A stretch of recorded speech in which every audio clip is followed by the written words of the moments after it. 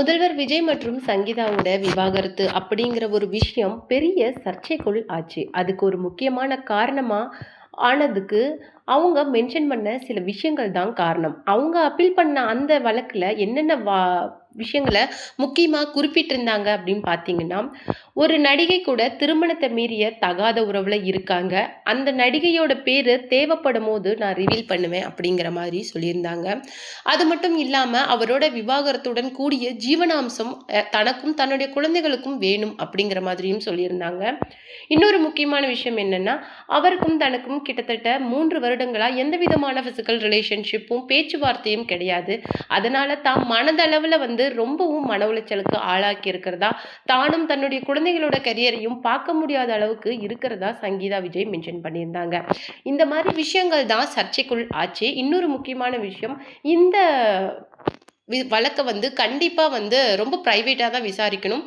இது வெளி சைடு மீடியாவுக்கு முக்கியமா இந்த விஷயம் போகக்கூடாது அப்படின்னு சொல்லிட்டு சங்கீதா விஜய் சொல்லியிருந்தாலுமே, இது எந்த ஒரு வகையில இந்த விஷயம் வெளியில போய் மீடியா அதை பெருசு பண்ணி நிறைய விமர்சனங்கள் மற்றும் சர்ச்சைக்கு உள்ளாக்குனாங்க. அதை தொடர்ந்து விஜய் சார் பண்ணுன அந்த ஒரு விஷயம் தான் இன்னைக்கு சமூக வலைதளங்கள்ல பேசு பொருளா இருக்கு. அது என்ன அப்படிங்கிறத பத்தி தான், அந்த அதிர்ச்சிகரமான விஷயத்த இந்த வீடியோல நம்ம விளக்கி பார்க்கலாம். வாங்க வீடியோக்குள்ள போலாம்.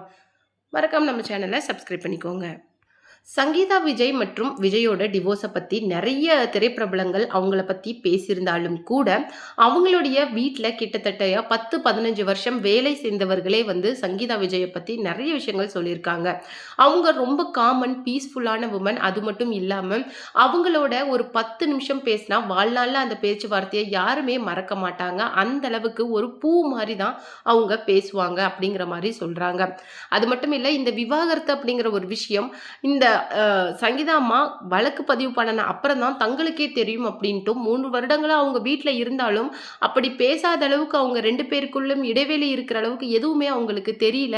அந்த மாதிரி தான் வீட்டில் அவங்க நடந்துக்கிட்டாங்க அப்படிங்கிற மாதிரி விஷயங்களையும், அவங்க வீட்டில் ரொம்ப நாளாக வேலை செஞ்சவங்க நிறைய பேர் இந்த விஷயத்த ஓப்பனாக பேசியிருக்காங்க.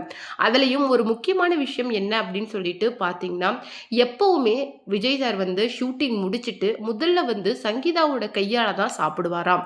ஏன்னா சங்கீதாவோட வே ஆஃப் குக்கிங் அவருக்கு ரொம்ப பிடிக்குமா. அது மட்டும் இல்லாமல் ஒரு கட்டத்தில் சங்கீதாவோட மதர் இன்லாவான ஷோபா சந்திரசேகரே என்ன சொல்லியிருக்காங்க அப்படின்னு சொல்லிட்டு பார்த்தீங்கன்னா, சாப்பாட்டில் என்னை விட சங்கீதா ரொம்ப நல்லாவே சமைப்பாங்க. விஜய்க்கும் அவங்களுடைய சமையல் தான் ரொம்ப பிடிக்கும்.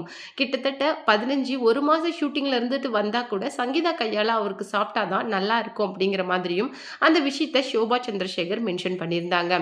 அதை தொடர்ந்து ஒரு சுவாரஸ்யமான விஷயம் இன்னைக்கு சமூக வலைதளங்களில் பரவி இருக்கு. அதன் மூலமாக அவங்களுடைய காதல் அப்படிங்கிறது எந்த அளவுக்கு இருக்கும் அப்படிங்கிற மாதிரியும் இப்போ பேசப்படுது. அதில் ஒரு முக்கியமான விஷயம் என்ன அப்படின்னு சொல்லிட்டு பார்த்தீங்கன்னா, இரவு 12 மணி ஆனாலும் கூட சங்கீதா தூங்கிட்டாங்களான்னு பார்த்ததுக்கு அப்புறம்தான், ஒருவேளை ஷூட்டிங்லேருந்து லேட்டாக வந்துட்டா கூட அவங்க தூங்கிட்டாங்களா, அவங்க என்ன பண்ணுறாங்க, சாப்பிட்டாங்களா அப்படின்னு சொல்லிட்டு வேலையாட்கள் கிட்ட விசாரிச்சுட்டு தான் அவர் போய் சாப்பிட்டு தூங்குவாங்களாம்.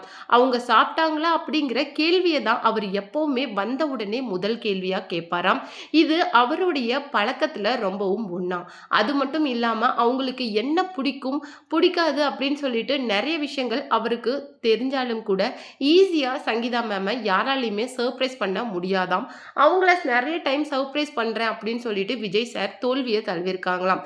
அவ்வளோ ஒரு எக்ஸைட்டான ஒரு இன்ட்ரெஸ்டிங்கான பர்சன் அப்படி அவங்க கிடையாதான். ரொம்பவும் காமன், டீப், சைலண்டான பர்சன். ஸோ யாருமே ஒரு பர்த்டே சர்ப்ரைஸாக இருக்கட்டும், ஆனிவரி சர்ப்ரைஸாக இருக்கட்டும், லேட் நைட்டில் விஷ் பண்ணுறது அப்படின்னு சொல்லிட்டு எந்த மாதிரி விஷயங்களும் சங்கீதா மேம் விஷ் பண்ணி எக்ஸைட் பண்ண முடியாதாம். ஓ அப்படியா, அவ்வளோதான் அவங்களுடைய ரியாக்ஷனாக இருக்குமா. அந்த அளவுக்கு ரொம்ப காமன் க்யூட்டான பர்சன் அப்படிங்கிற மாதிரி அவங்களுக்கு நெருங்கிய சில வட்டாரங்கள்ல இருந்து இந்த விஷயம் அப்படிங்கிறது இப்போ வெளியாகி சமூக வலைதளங்களில் ஒரு பேசு பொருளா இருக்கு.